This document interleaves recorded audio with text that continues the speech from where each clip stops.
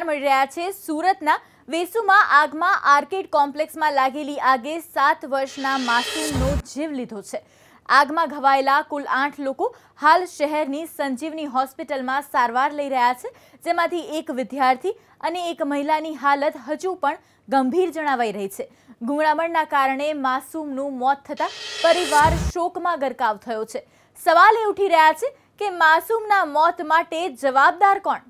जी बिल्कुल, संजीवनी होस्पिटल में अत्यारे 8 जेटला लोको सारवार लई रह्या छे। दृश्यों सीधा जोई शको छो। सूरतना वेसु विस्तार में आवेल संजीवनी आईसीयू होस्पिटल छे।